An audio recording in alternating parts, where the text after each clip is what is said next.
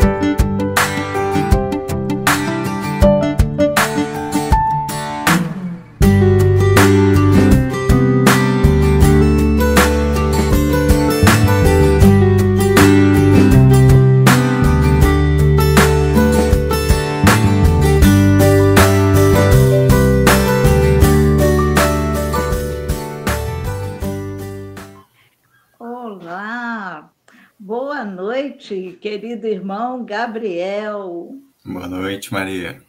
Olha, é uma alegria imensa recebê-lo no Cio da Gama, ok, meu querido?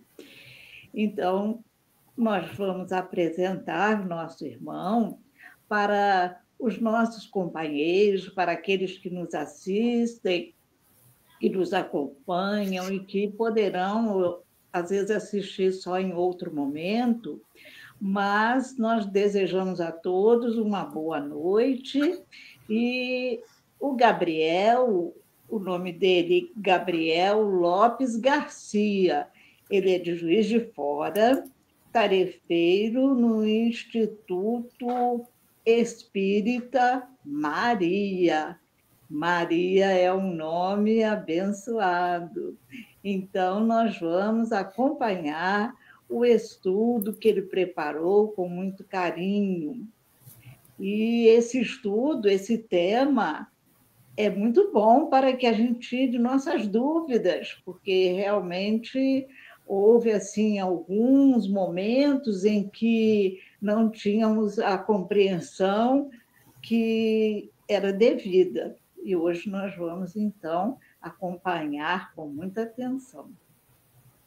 Já agradecemos por todo esse trabalho, tá bom, Gabriel? Então, convidamos a todos para que elevemos nosso pensamento. São momentos em que prestamos aquela reverência a Deus, nosso Pai, a Jesus, esse mestre, esse amigo, que nos ensinou tantas coisas e que nós procuramos, de toda maneira, aprender um pouco mais. Então, estejamos sendo acompanhados pelos bons espíritos, pela mentora Zilda Gama, para inspirar o nosso irmão Gabriel e que nós, bem atentos, possamos compreender esse assunto, que é muito importante para a nossa compreensão da verdadeira doutrina espírita. Essa doutrina que nos esclarece, que nos consola e que traz para nós os verdadeiros caminhos para a nossa libertação desses vícios e chegarmos a ser espíritos puros. Então, Senhor, nos acompanhe agora e sempre. Que assim seja, graças a Deus. Querido irmão, então, você tem a palavra. Muito obrigado, minha querida. Quero começar agradecendo o convite. É a primeira vez que eu me reúno aqui com um grupo de vocês. Eu estou muito feliz, muito satisfeito. Esse é um tema que me interessa muito de perto, que eu estudo. Eu tenho interesse nele tanto por causa da abordagem filosófica, quanto porque estou semanalmente lidando com os fenômenos mediúnicos. Então, é o tipo de assunto que me interessa, porque ele implica diretamente nas minhas práticas e nos meus estudos teóricos também. Então, mais uma vez, muito obrigado por essa oportunidade de estar aqui retomando esse assunto e poder conversar com vocês. Quem estiver aí nos acompanhando ao vivo, fique à vontade. Se quiser escrever perguntas, comentários e discordâncias, fique à vontade para colocar. Eu peço para o pessoal jogar na tela, que a gente pode interagir. Eu posso saber até a maneira como vocês pensam, tá legal? Como a gente está pela internet, não dá para fazer aquela interação mais típica dos ambientes presenciais. Mas fique à vontade, tá? Eu estou aqui para trazer algumas reflexões. O tema proposto, esse aí, é uma questão, o perispírito tem órgãos, né? E aqui eu vou apresentar 4 argumentos contrários à ideia de que existem esses órgãos no perispírito, tá legal? Mais à frente ali eu vou listar, vou trabalhar cada um deles, espero que fique claro para vocês. É sempre bom a gente retomar algumas concepções básicas do espiritismo para que a gente possa fazer um desenvolvimento mais adequado do tema que está proposto para nós na noite de hoje. Tá? Falar em perispírito é falar em uma estrutura que é fundamental para explicar a multidão dos fenômenos espíritas, usando aqui uma expressão cara a Allan Kardec. Qual é o entendimento do espiritismo a respeito da concepção do ser humano? Né? É uma concepção que vai ter 3 elementos. Né? Então, todos nós somos almas, ou espíritos, pezinho minúsculo, mas assim, eu sou uma alma. Então, o espiritismo ele é espiritualista. Quando vem falar a respeito da nossa própria natureza, então tem esse entendimento. Eu sou uma alma. Para os que eu tenho contato frequente aqui, né, nós estamos temporariamente reencarnados, ou seja, estamos revestidos, por assim dizer, de um corpo biológico, mas a doutrina espírita vem acrescentar que existe ali um corpo intermediário, que Allan Kardec deu o nome de perispírito, que literalmente significa aquilo que está ao redor do espírito. Essa que é a ideia. Nós também podemos chamar esse perispírito de outras formas, né? Allan Kardec, por exemplo, vai usar várias vezes a expressão corpo fluídico. Tá? Neste caso, quando ele usa essa expressão, ele está deixando claro, ao fazer a referência ao perispírito, sobre o tipo de matéria que está constituindo este elemento. Né? Lembrando que o perispírito sempre vai nos acompanhar. Então, uma vez que morre o organismo biológico, né, devolvido à Terra, volta para o ciclo, essa coisa toda, nós conservamos o nosso perispírito. Ele é até um elemento de identidade nosso no mundo espiritual. É um elemento que sempre está conosco, em todas as fases da evolução, mesmo que a gente esteja bastante evoluído, a gente vai estar revestido de um perispírito. E o motivo é bem direto, assim. O perispírito é o agente, melhor dizendo, é um instrumento que nos permite interagir com o mundo ao nosso redor. Quando nós desencarnamos, nós voltamos a habitar, por assim dizer, a realidade do mundo espiritual. Só que o mundo espiritual, para o espiritismo, ele é feito de matéria. Isso é curioso até da gente dizer. Mundo espiritual é um nome que faz a referência a ser uma habitação dos espíritos. Mas dizer que o mundo espiritual é um nome, não é um adjetivo. O que eu quero dizer com isso? O mundo espiritual é feito de matéria também. Assim entende a doutrina espírita. Que tipo de matéria é essa? Fluidos espirituais. Allan Kardec escolhe a palavra fluidos, porque na época dele era um termo e um conceito em voga na física. Então ele faz uma analogia e usa esse termo. Se ele, por exemplo, fosse fazer o trabalho dele hoje em dia, provavelmente escolheria outro nome. Para nós se importa menos. O mais importante é entender o seguinte: o espiritismo formula o entendimento de que existe um tipo de matéria diferente dessa matéria que nós convivemos enquanto estamos encarnados, que é o que está na tabela periódica, por exemplo. Tudo é combinação dos elementos que ali estão. A essa matéria ele chamou de fluidos espirituais. E na maioria das vezes a gente fala até fluidos, né? A gente usa um linguajar mais econômico. Qual a importância disso para nós hoje? No entendimento espírita, esse corpo, que é o perispírito, ele também é formado de fluidos. Então, quando a gente estuda as propriedades qualitativas dos fluidos, que basicamente significa dizer que os fluidos vão ser impregnados nas suas características de acordo com o pensamento e a vontade de quem os estiver manipulando, isso também vale para o próprio perispírito, porque ele é composto de fluidos. Esses fluidos têm algumas propriedades que são diferentes da matéria que a gente convive enquanto encarnado, mas que, na nossa condição atual de encarnados, nós compreendemos muito pouco, ou quase nada, para ser bem honesto, né? A gente tem algumas ideias mais qualitativas, que é isso? Pensamento vai influenciar. Então, a gente é capaz de usar fluidos, por exemplo, com propriedades curativas, ou para usar no passe, para emitir boas vibrações, ou vibrações negativas, ou para prejudicar outras pessoas, enfim. A gente tem uma ideia mais qualitativa. Nós não conhecemos exatamente as propriedades, por assim dizer, físicas e químicas dos fluidos. Digo isso enquanto encarnado. No mundo espiritual, acredito que a coisa esteja mais desenvolvida. O perispírito, então, é este corpo fluídico que todos nós possuímos, que sempre nos acompanha e que é o que nos permite interagir com o mundo ao nosso redor, encarnados e desencarnados.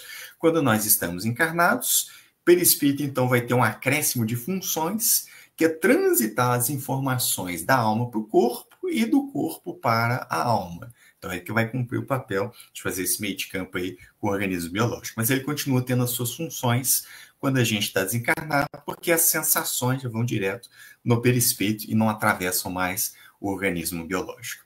Então, a gente vai discutir se esse perispírito, se esse corpo fluídico tem órgãos. Aqui a gente está falando de órgãos no sentido comum mesmo da palavra. Coração, pulmão, fígado, rim, cérebro e por aí vai. Tá? Por que dessa discussão? No próprio trabalho de Allan Kardec, ele já vai abordar a questão das sensações e das percepções dos espíritos. Isso está bem colocado nos itens 237 a 257 do Livro dos Espíritos. A quem interessar após, a gente vai se embasar muito lá.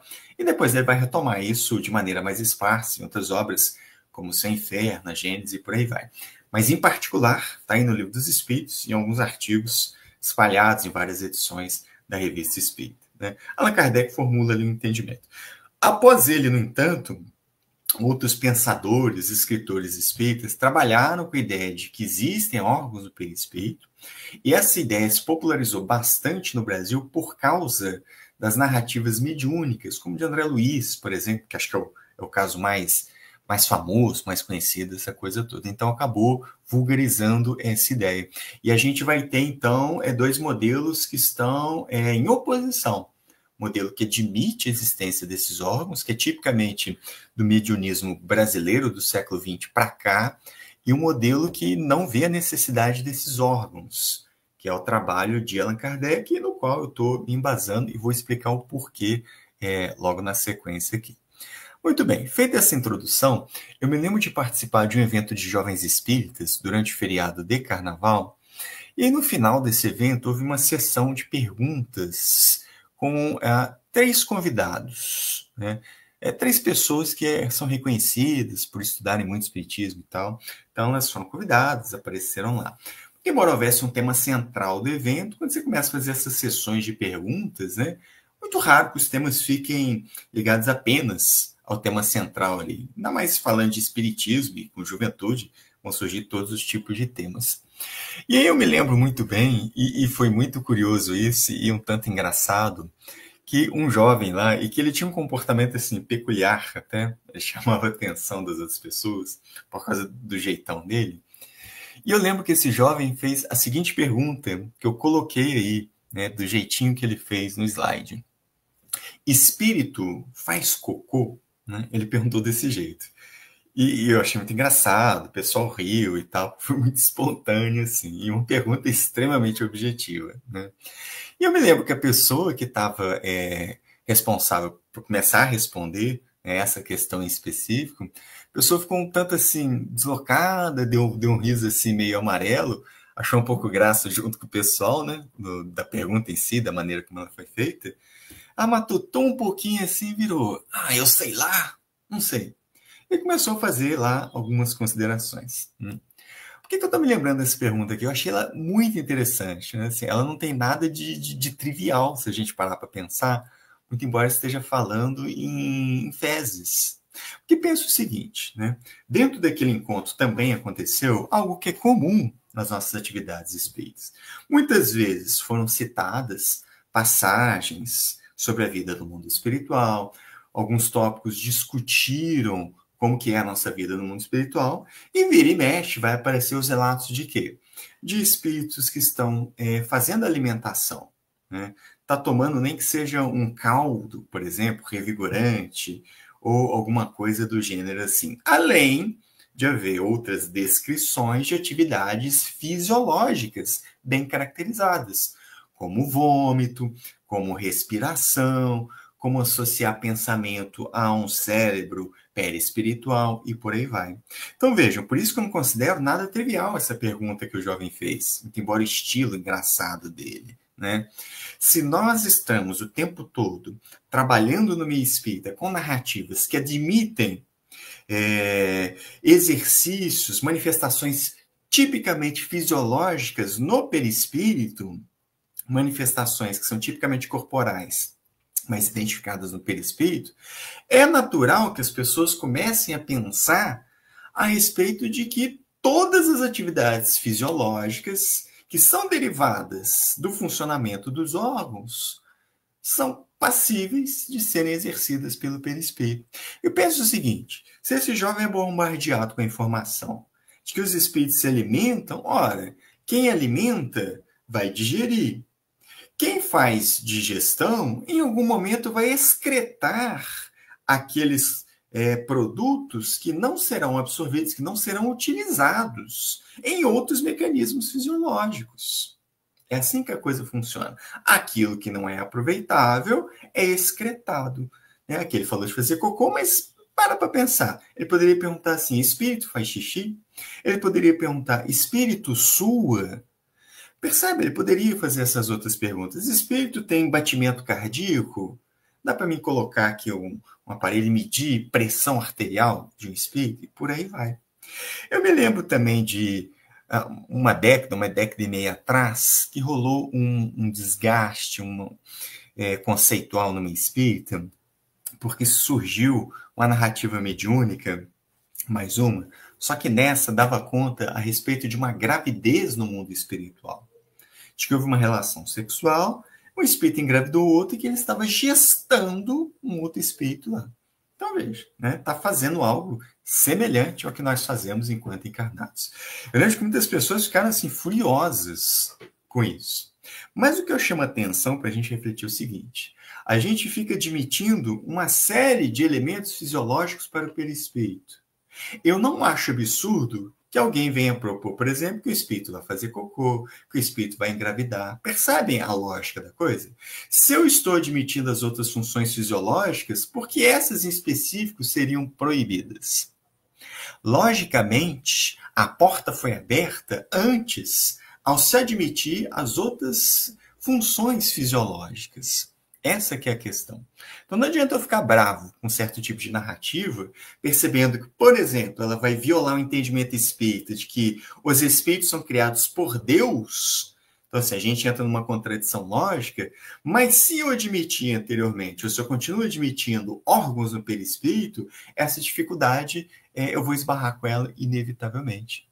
Então, vamos dizer assim, eu não acho que a gente deva martelar no espírito, nem no médium que trouxe essa psicografia, mas a gente tem que olhar no conjunto, que ela vem traduzir uma lógica que foi iniciada décadas antes, que vai gerar esse tipo de situação para nós. Então a gente vai chegando num ponto que está desencarnado é praticamente a mesma coisa que está encarnado, que o perispírito estaria cumprindo todas as funções fisiológicas, só que ele teria uma sutilidade maior do que o corpo, mas não faria nada muito diferente. A gente vai chegando nisso, é uma questão de lógica.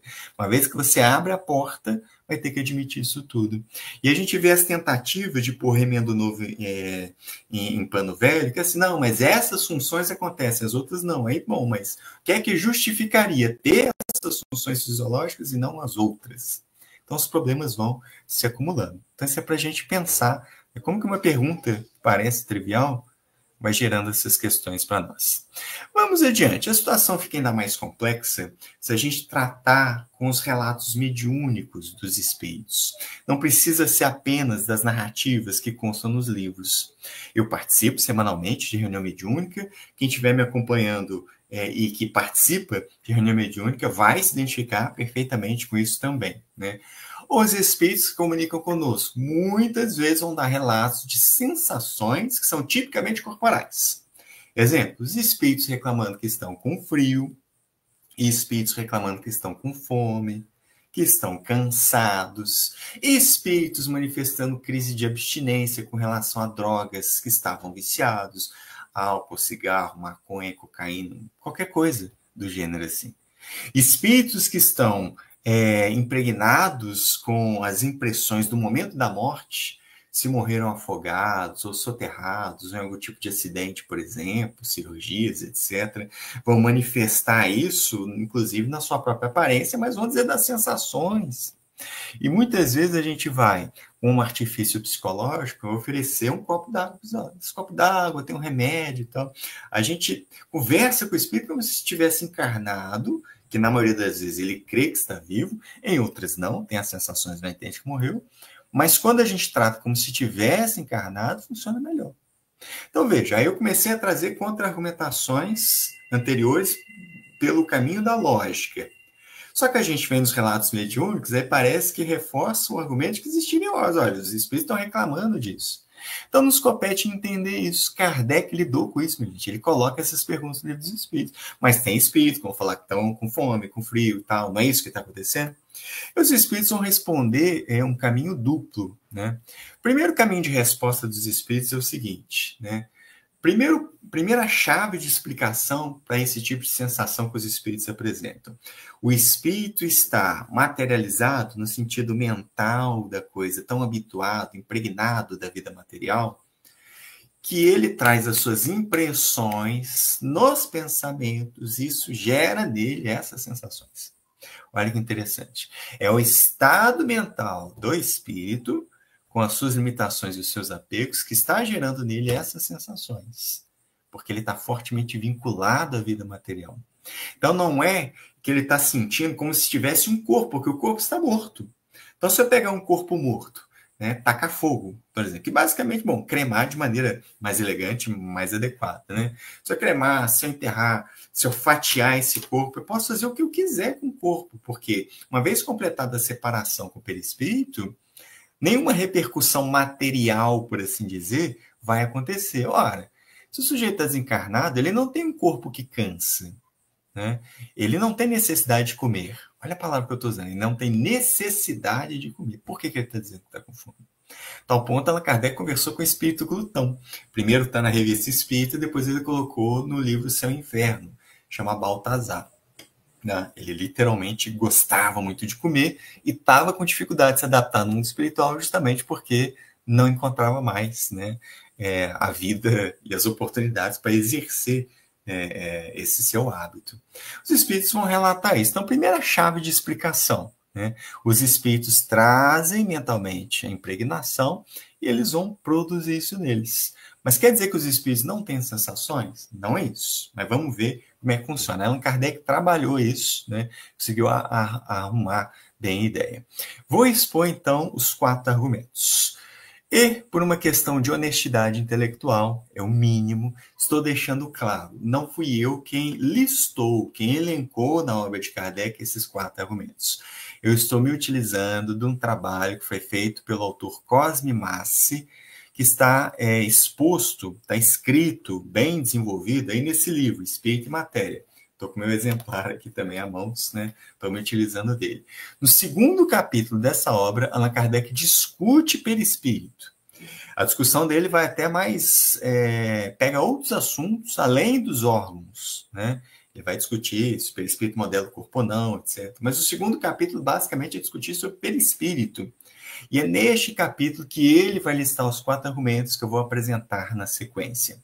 Então, cumprindo o papel de honestidade intelectual. É deste livro, quem elencou esse é Cosme Massi, que está encarnadíssimo, super ativo, faz palestra e tal. Tem muito vídeo dele na internet ele é uma das cabeças, por exemplo, para a criação da Kardecpédia. Então, assim, é um trabalhador super dedicado. Vale a pena, inclusive, acompanhar os trabalhos dele. Eu aprendo muito com ele, tá? Segunda observação que eu gostaria de fazer. Essa é a maneira como eu penso hoje, tá? Eu tenho a compreensão, e acho que esse é o mínimo exercício de humildade intelectual, de que a gente pode mudar as maneiras de pensar, pode mudar as conclusões, dependendo de estudos futuros. É assim que eu entendo hoje. O Cosme ressalta a seguinte, não é uma simples referência a Kardec, porque apenas dizer que Kardec disse que é assim seria dogmático, seria empobrecer o debate, né? Nós buscamos ali os argumentos de Allan Kardec. Então, são argumentos lógicos, que atendem aos critérios da teoria espírita e que estão de acordo com os fatos, que são os fenômenos espíritas. Então, são argumentos. Então, as referências aqui não são no sentido assim, Kardec falou, ponto, acabou. Não, seria dogmático. Nem Allan Kardec quis isso no trabalho dele, deixa claro várias vezes que o espiritismo era um processo em construção e tal. Então, assim, não vamos ser nós, né, que vamos achar que está tudo fechado, acabado, né, porque seria assumir uma posição dogmática e excluir as outras posições. A gente tem que dialogar, a gente tem que discutir, no sentido de trabalhar as ideias, de defendê-las, de colocar os argumentos, né, e de estudar os fenômenos. Então, é assim que eu penso hoje, baseado nesses argumentos. Quer dizer que amanhã eu posso mudar de ideia, posso ser convencido do contrário. E vocês podem ver um vídeo meu na internet e tal, falando exatamente o contrário, com modificações assim. O Gabriel é um hipócrita. Não é isso, é porque eu posso ter mudado a concepção. Então, hoje eu penso assim. Qual é o argumento central do Cosme para desenvolver a ideia que está aqui para nós na noite de hoje? Ele desenvolve isso daí. O órgão dá a função correspondente. A forma é apenas a aparência exterior do órgão, sem a função correspondente. Então, quando ele está dizendo de perispírito, ele está dizendo isso. Tá? Vamos lá. No organismo biológico, minha gente, órgão dá função. Tá? Então, o coração vai fazer o bombeamento aqui, vai pegar o sangue de um jeito, vai devolver do outro e vai lançar para o corpo, e é para isso que ele serve. O órgão dá essa função. Os pulmões vão executar a respiração, quer dizer, não existe respiração senão através dos pulmões. Claro que envolve outros órgãos, né? Mas é o principal. Mesmo as nossas capacidades sensórias, elas estão localizadas, que já é um ponto diferente para o perispírito que veremos ali mais à frente, né? No corpo, as sensações estão localizadas, né? O nosso tato, né, ele está em toda a pele, mas em especial nas nossas mãos, né? O nosso paladar na língua, né? O nosso olfato pelo nariz, pelos receptores que a gente tem aqui, os milhares internamente envolvendo, né, a parte interna aqui do nosso nariz, né? Nossa audição necessariamente vai vir através dos ouvidos, aí tem todo um sistema aqui de ossinhos, martelos, estribo, aquela coisa toda, né, vai vibrar. A visão através dos olhos, então é assim que funciona. Os nossos sentidos corporais estão localizados, convertem essa estimulação física em um impulso nervoso, um impulso elétrico, que é mandado para o cérebro e ali começa todo o processamento. Entende o perispírito, que por mais complexo que seja o cérebro, ainda assim ele é um instrumento e que a percepção de fato é feita pela alma. Então, de alguma forma, essa informação processada no cérebro dialoga com o perispírito, que dialoga com a alma, no nosso foco hoje. Volta ali, né, a percepção da alma. Mas esse é o entendimento. Então, as sensações estão localizadas no corpo, tá? E as funções dependem dos órgãos. Para a gente digerir, a gente vai ter órgãos envolvidos na digestão, né? Como o estômago, os intestinos, essa coisa toda. Tá? E fígado e outros vão cumprindo outras funções. Então, é assim que funciona o nosso corpo. Ele tem órgãos para realizar funções específicas e ele tem as sensações localizadas onde vai estimular para acontecer alguma coisa. A luz que estimula, por exemplo, aqui o dorso da minha mão, não produz visão. A luz que chega nos meus ouvidos não produz visão. Essas sensações estão localizadas. No perispírito não é assim que funciona. Essas sensações estão no perispírito como um todo, elas estão, é uma sensibilidade global, vamos usar esse termo assim. Então, é o perispírito como um todo que vê, é o perispírito como um todo que escuta, que cheira e por aí vai. E no Livro dos Espíritos, né, Allan Kardec trabalhando de água, elas já deixam claro, olha, o espírito, ou seja, né, o indivíduo fora do corpo biológico, conserva todas as percepções que tinha enquanto encarnado e muitas outras mais, porque agora não depende mais do organismo biológico como mecanismo captador das sensações. O corpo embota as sensações. Um dos motivos é esse. As sensações estão localizadas e não tem toda uma percepção. Mas se a gente pegar mesmo fisicamente, por exemplo, o espectro da luz visível, é uma referência a nós, e pegar todo o espectro eletromagnético, a gente segue uma faixa estreitinha. Tem um monte de eventos, de estimulações aqui que não surtem efeito em nós, porque não temos órgãos capacitados para pegá-los. Né? Ultrassom e por aí vai. Vários exemplos, né? Mas o perispírito não. O perispírito como um todo. Então aqui a gente já começa a perceber que o perispírito já se organiza de maneira diferente, se relaciona à sua própria constituição fluídica. Se é o perispírito que enxerga como um todo, então a gente já começa a entender que não há necessidade de um órgão sensório específico como os olhos, que de fato é apenas uma aparência, mas que ele não cumpre uma função. E esse é o ponto mais importante da gente pensar a esse respeito, né? A aparência, ela não dá a função, né? Se a gente entende isso, acho que é um grande passo para nós. Então, o espírito, por exemplo, vai ter, com o seu perispírito, vai ter aparência que tem boca, que tem olhos, que tem ouvidos, mas eles não são órgãos, porque eles não têm a função dos órgãos, como no caso do corpo físico. São apenas aparências, né, desses órgãos, tá? Eles não servem para ver, não servem para falar, não servem para comer, não servem para ouvir, etc. Porque nós fazemos isso quando fora do corpo, através do perispírito como um todo. Allan Kardec fala sobre isso, minha gente, no item 257 do Livro dos Espíritos, que eu acho importante da gente ler, duas passagens onde Kardec diz assim, ó, todos os espíritos, assim os inferiores como os superiores, não ouvem nem sentem, senão o que queiram ouvir ou sentir.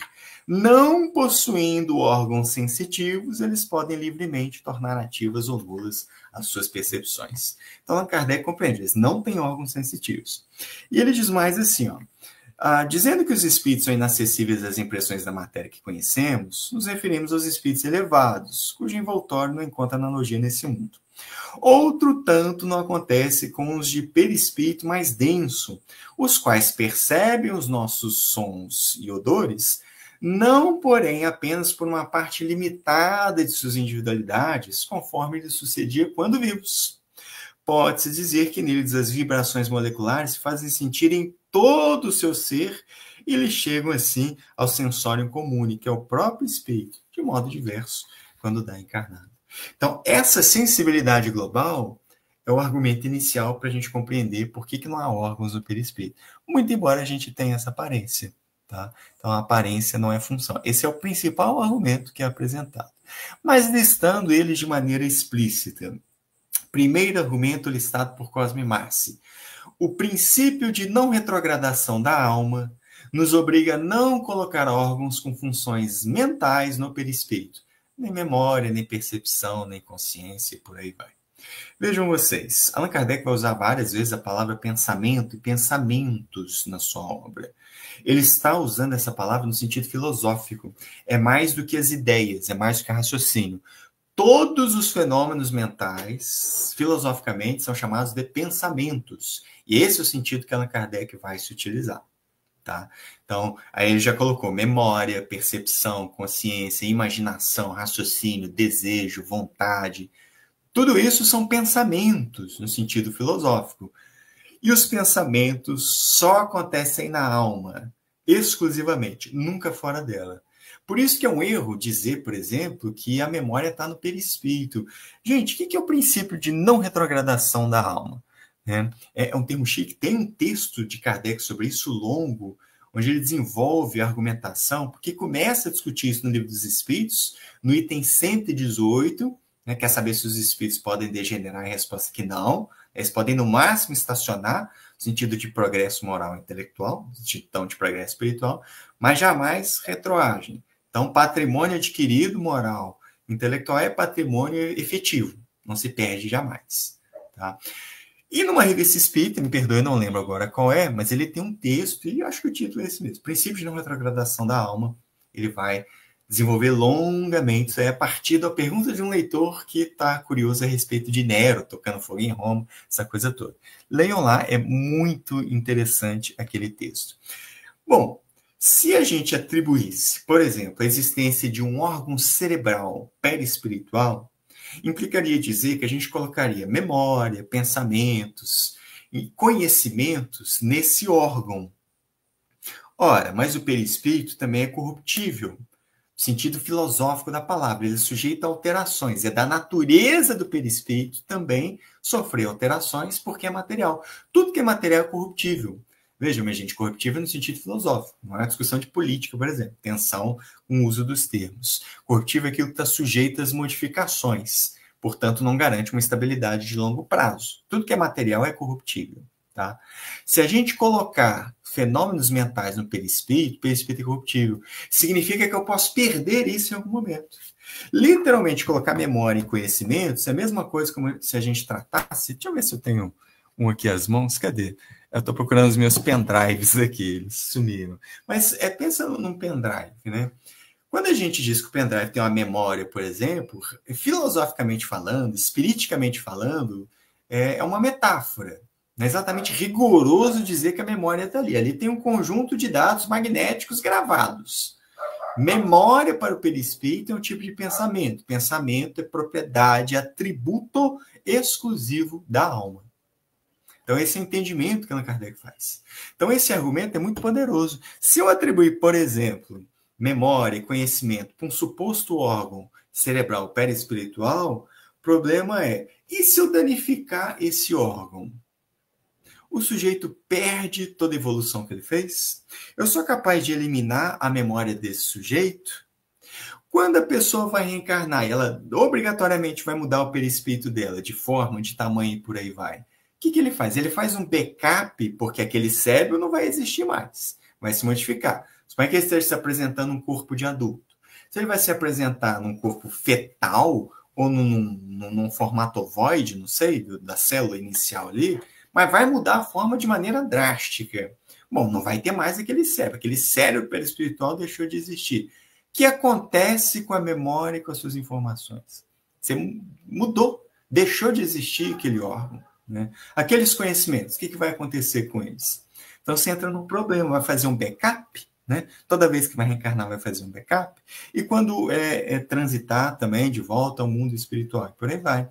Ou ainda no mundo espiritual, porque o espírito, a gente vai dizer isso na sequência, que ele vai mudando, assumindo a forma que deseja. Quer dizer, o que ele vai fazer com esse patrimônio?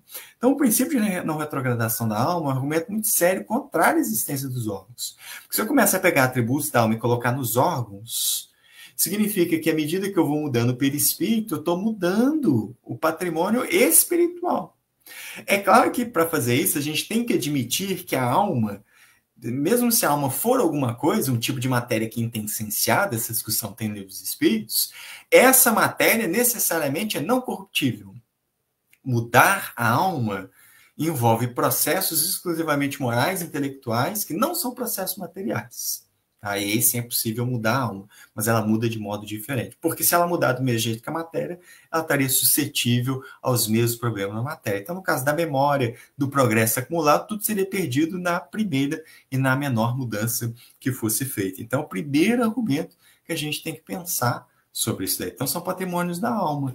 Se fosse possível isso, eu poderia esmagar, né, a cabeça do espírito ali e transformá-lo em algum transtorno mental, por exemplo, fazê-lo perder a memória, fazê-lo perder todo o progresso que ele alcançou.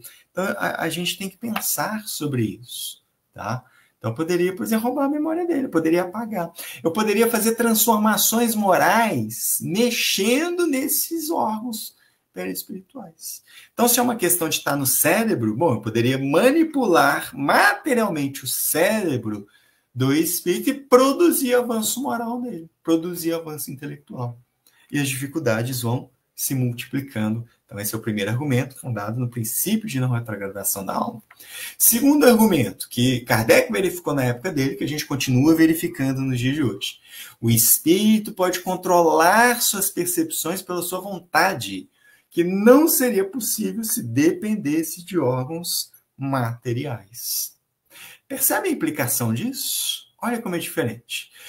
Quando nós estamos encarnados, as sensações dependem da estrutura fisiológica corporal. É invariável de indivíduo para indivíduo. Eu só vou enxergar se a estimulação luminosa atingir os meus olhos e houver um processamento, vai gerar um impulso nervoso e dá continuidade a todo o processo. Mas se eu não estiver olhando, não tem como enxergar alguma coisa.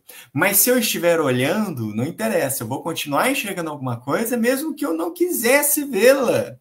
Porque não depende da minha vontade, depende de uma estrutura fisiológica dada, pronta, que não se curva aos meus desejos, nem à minha vontade. Diferente no perispírito.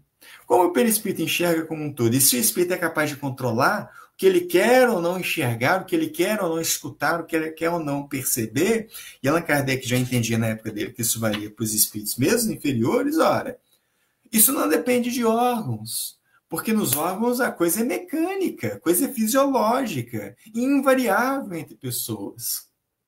Aqui não. Aqui o espírito pode tornar ativo ou nula as suas percepções. Olha, ele não conseguiria fazer isso se as suas sensações e percepções estivessem mediadas por algum tipo de órgão. Seria inviável dele fazer isso. Então, a experiência mediúnica está dando material para a gente entender isso. Olha, se o espírito consegue dominar, ou seja, então as sensações, elas não são totalmente passivas nos espíritos. No perispírito, melhor dizendo. Se elas são totalmente passivas, tem vontade do sujeito. Se tem vontade, não passou pelo órgão, porque o órgão é um automatismo fisiológico que cumpre a função independentemente da vontade da alma que está ali utilizando ele. Mas como o espírito é capaz de fazer isso, quer dizer, espírito aqui é o mesmo que pessoa desencarnada. Ora, está vindo através do perispírito, o perispírito é capaz de controlar. Então, o espírito controla através do perispírito suas percepções, então elas não estão mediadas por órgãos. A gente tem que pensar sobre isso. E admitir os órgãos reforça o argumento que eu falei antes. Significaria admitir uma fisiologia semelhante do corpo. Então, o espírito vai ter que respirar, o espírito vai ter que alimentar, excretar, vai poder reproduzir, vai ter as mesmas limitações corporais. A gente tem que pensar, meditar. Tem o pulmão lá no perispírito do sujeito. Então, e se eu tampar o nariz do espírito? Eu vou matar ele? Ele está morto, sabe? Mesma coisa. Então, bom, ele tem órgão da visão. Então, eu posso cegar o espírito. Eu posso torná-lo surdo, só eu golpear nos seus órgãos sensitivos. Eu posso calar a boca de um espírito. Por aí vai. Interessante que Allan Kardec chega a conversar com o espírito que se apresentou para ele, e esse espírito tinha sido decapitado. E na reunião mediúnica o espírito aparece literalmente segurando a cabeça dele. Tá? Vejam vocês, se ele dependesse, se aquilo de fato não fosse só aparência, mas fosse um órgão de fato, como esse espírito poderia estar pensando se a cabeça estaria com o suposto cérebro espiritual separado do resto da organização? Como que ele poderia fazer isso? Vamos pensar no caso de pessoas que morrem em tragédias, que o corpo é estilhaçado, em bombas, por exemplo. Como seria o perispírito dessa pessoa se esse automatismo, corpo, perispírito, fosse assim imediato? Essa pessoa estaria fatiada. A mesma ideia das pessoas que, devido aos seus preconceitos, né, querem dizer, por exemplo, que o indivíduo que tatua o corpo vai tatuar o perispírito, mas como se isso fosse um problema, por exemplo. E não é. Tatuagem não tem nada de moral. Um desenho que a pessoa faz no corpo, pelo motivo dela, vida que segue. Mas assim, então tatuei o perispírito, né? Se eu for seguir nessa linha, bom, o indivíduo que sofreu uma amputação, amputou o perispírito também. Curioso que Allan Kardec, no artigo da Revista Espírita de janeiro de 1866, né, ele está tratando o caso da jovem catalética da Suábia, ele vai argumentar sobre o perispírito. No meio ele escreve assim: o corpo material pode ser amputado, o perispírito não. Então, no perispírito, minha gente, a aparência não é função. A aparência das pernas não quer dizer que a gente precisa de pernas para se locomover no mundo espiritual. Conversem com os médiuns videntes. Muitas vezes, ou não enxergam as pernas nos espíritos, ou mesmo quando enxergam, esses espíritos se deslocam e eles pensam, olha, ele não precisa andar como a gente. A linguagem dos espíritos, a linguagem do pensamento, eles não precisam articular palavras para se comunicarem. Então, depende dos órgãos. O perispírito, como um todo, faz esse papel, né, de mediar as comunicações. Terceiro argumento, o perispírito assume a forma que o espírito deseja e, como consequência, os órgãos desapareceriam com mudança da forma. Já parou para pensar nisso? Há espíritos que estão em dificuldades, que devido a isso assumem aparências que nem humanas são. Casos de espíritos que assumem deformações, espíritos que estão fixados, por exemplo, na figura do diabo da tradição cristã. Espíritos que se apresentam com chifres. Eu pergunto, qual é o órgão do perispírito, ou do corpo biológico que faz crescer chifre na gente? Espíritos que se apresentam com a nariz, com os pés rachados, no estilo demoníaco mesmo. Espíritos que tomam a aparência demoníaca. Quais são os órgãos que geram esse tipo de aparência? Nenhuma. Ele está assumindo a forma que ele deseja, que é reflexo do seu mundo íntimo, dos seus pensamentos desequilibrados nesse caso. Espíritos que assumem, se não total, mas parcialmente formas de animais por diferentes motivos. Então, o que aconteceu? O que gera um sujeito a desenvolver um aspecto feroz de lobo, por exemplo? Ele tem algum órgão perispiritual tipicamente de lobo que gerou aquilo ali? Não tem. Não tem nenhum tipo de órgão. Então, essas mudanças fazem isso. Mas ainda, sabemos que o espírito não tem sexo, mas o corpo biológico tem.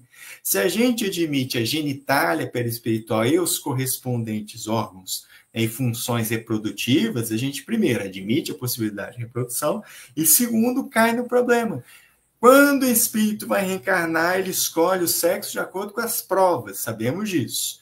Então, o que for melhor para ele em um determinado momento. Ora, toda vez que o espírito fosse reencarnar no sexo diferente do seu suposto sexo no mundo espiritual, ele teria que fazer, literalmente, uma operação, né, de mudança de sexo no perispírito, para aí sim poder reencarnar. Olha a quantidade de problema que vai se acumulando quando a gente admite os órgãos perispirituais. E nesse caso de homem e mulher, pense o seguinte: o espírito pode assumir formas de reencarnações anteriores. Então, eu desencarnei aqui como Gabriel, daqui a pouco, né, para não dar problema para quem está aqui. Aí desencarno daqui a pouco, estou acostumado com a forma de homem, a minha aparência provável será de homem.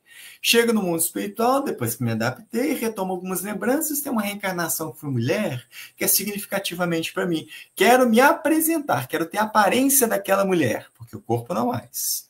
Bom, aí eu tomo a aparência daquela mulher que fui, naquela encarnação. O que aconteceu? Se eu tenho órgãos masculinos, bom, qual foi o milagre que aconteceu para eles virarem femininos? Qual foi a cirurgia de mudança sexual que aconteceu? Então, os problemas vão se multiplicando neste sentido. E, finalmente, o quarto e último argumento é que o perispírito assume a forma humana como a forma mais comum. Nós escolhemos nos manifestar assim porque é aquilo que nós estamos habituados a fazer. Simples assim. A gente escolhe o que deseja e geralmente escolhemos a forma humana porque é o que a gente está acostumado.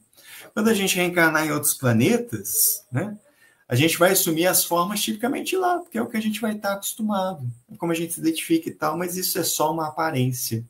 Então, os principais argumentos aqui são: aparência não é função. Esse é o principal ponto que a gente tem que ter. Perispírito é um composto fluídico, o órgão dá a necessidade, mas não dá o desejo. O desejo é do espírito. E aí ele vai formar, né, ele vai forjar a forma que ele bem desejar. A gente usa a forma humana como mais comum por questão de hábito, porque a gente está nesse planeta, que é o que a gente está acostumado. Não quer dizer que existam esses órgãos. Então, esses são os argumentos que a gente apresenta. O perispírito é o veículo das sensações e das percepções do espírito. Além disso, veja, outros problemas vão surgir. Se a gente tem órgão, a gente poderia ficar doente, gripado, de cama, a gente poderia ter... Aí, bom, se tem órgãos, então podem existir vírus no mundo espiritual. Se eu tenho que comer, então posso fazer plantações no mundo espiritual. Se tem plantações, significa que as plantas podem se reproduzir no mundo espiritual. Se eu resolver comer algum tipo de semelhante de carne, bom, então eu posso matar animais no mundo espiritual. E esses animais, olha, e aí, dificuldades, dificuldades, dificuldades, a gente vai se enrolando num nó, né, que nunca vai se resolver quando se admitem os órgãos do perispírito. Esse é um resumo da ópera, minha gente. É assim que eu entendo a questão. Sei que ela é complexa, insisto. Eu concordo com os argumentos levantados pelo Márcio, é assim que eu penso hoje. Mas, mínimo de humildade intelectual. Estou insistindo. É assim que eu penso hoje. Estou convencido desses argumentos hoje. Mas entendo que a gente deve continuar estudando, pesquisando mais à frente, pode ser que eu mude de ideia. E voltarei aqui, por exemplo, tranquilamente para dizer algo diferente, se não total, parcialmente, do que disse aqui. Mas hoje é assim que penso, assim que entendo. Para mim, esses 4 argumentos e tudo aquilo que eu comentei hoje, para mim são satisfatórios, são convincentes para formular o entendimento de que o perispírito não tem órgãos. Então é isso, minha gente. Essas são as minhas considerações. Agradeço muito a atenção de vocês, a oportunidade de estar aqui, de partilhar o meu raciocínio, né, de vocês terem a paciência de me acolher, e faço convite, mais uma vez, para lerem na íntegra aqui o capítulo do Cosme Massa, que ele faz um desenvolvimento detalhado e tal, acho que vale a pena, e conversar com as pessoas que pensam diferente, isso é muito importante, assim, a gente exercitar a capacidade de argumentação, capacidade de escuta. Então, o meu estudo aqui é a minha visão, isso aqui não é a verdade, né? Estou longe de ter essa pretensão, não que eu não seja orgulhoso, mas eu tenho algum limite. Tá? Então, assim, conversa com outras pessoas, vamos buscar outros argumentos. Eu estou trazendo mais uma contribuição. Muito agradecido por tudo, minha gente. Boa noite. Maria, devolvo a palavra para você. Meu querido irmão, nós é que agradecemos esse brilhante estudo, trazendo um esclarecimento importantíssimo, porque realmente faz confusão e a gente quer entender como é o mundo espiritual. E nessa pergunta que você trouxe para nós, assim, aquele que vê e relata que está ali fazendo uma cirurgia ou que está estudando, comendo, é tudo mesmo, como você explicou, uma experiência da mente que ele traz do mundo material, não é? Porque não existe isso lá. Não existe, eu vou fazer uma cirurgia, ou eu quero me alimentar, isso aí é da mente daquele espírito. O que eu penso é o seguinte, assim, algumas pessoas até me perguntam, assim, elas ficam um pouco chateadas, né? Assim, mas você está dizendo, por exemplo, que os romances mediúnicos estão mentindo para nós? Gente, não é isso. A gente está dizendo que nós podemos dar uma interpretação diferente das experiências relatadas ali. Não quer dizer que o espírito não está pegando alguma coisa, né? Ingerindo, por exemplo, né? Admitir isso não é o mesmo que admitir que existem órgãos. Eu volto no exemplo. Na mediúnica, vira e mexe, eu ofereço um copo d'água para um espírito, por exemplo, que está nervoso, que está ansioso, que está com medo, etc. Eu sei que não é água no sentido literal da coisa, porque ele não está encarnado, né? Mas eu sei que, de alguma forma, um composto fluídico que a ele remete a ideia de água e que, ao ingerir aquilo ali, para ele satisfaz pensar que é água como se ele tivesse encarnado. E para mim está tudo bem. Então, isso não é dizer que as narrativas são mentirosas. Quer dizer apenas que a gente está interpretando do modo diferente que não passa pela admissão de órgãos, ou seja, não é uma necessidade fisiológica do sujeito, mas é uma necessidade psíquica, às vezes. Como há espíritos, por exemplo, que vêm até os encarnados em busca de sensações que eles sentem falta. Não é a mesma coisa, longe disso, mas dá uma pálida ideia para ele e ele tenta se agarrar nisso de alguma forma. A gente compreende. O que a gente está dizendo é, ao não admitir os órgãos no perispírito, a gente está interpretando de modo diferente essas narrativas dos espíritos. Mesmo que eu diga, mas ele está diante aqui de um formulado fluídico que é um frango, por exemplo. Exatamente, com cheiro, com aspecto. Tudo bem, você pode manipular os fluidos, essa não é questão. Outra coisa é admitir que ele precisa comer aquilo, senão ele vai ter alguma coisa. Isso quer dizer também, Maria, que há uma complexidade no mundo espiritual que, enquanto encarnado, a gente tem que ser humilde e dizer o seguinte, olha, começamos a fazer uma pálida ideia. E ponto, e tá bom. Acho que já é suficiente. Acho que a gente não pode ter pretensão de achar que a gente entende muito ou entende tudo. A gente está começando a desvendar.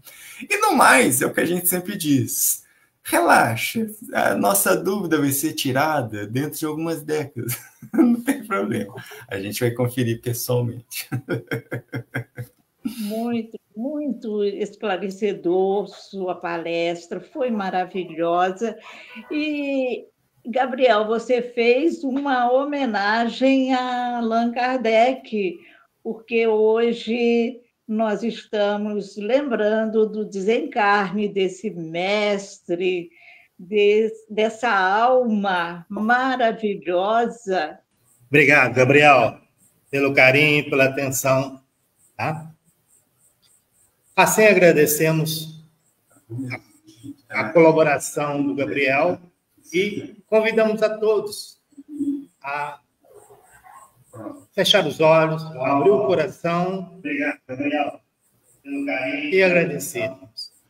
Senhor, humildemente reunidos sobre a árvore da prece, agradecemos a oportunidade desse momento que possamos auxiliar a todos aqueles que, de alguma forma, estão necessitados, encarnados e desencarnados. Que essas energias que aqui se fizeram possam chegar a seus corações, auxiliando, amparando e envolvendo. Obrigado a todos que participaram conosco nessa noite de estudo. Que os bons amigos espirituais os abençoem. Hoje, sempre, muito obrigado. Obrigado, Gabriel. Foi um prazer ter você conosco. Prazer é meu, minha gente. Até a próxima oportunidade. Inter. Até.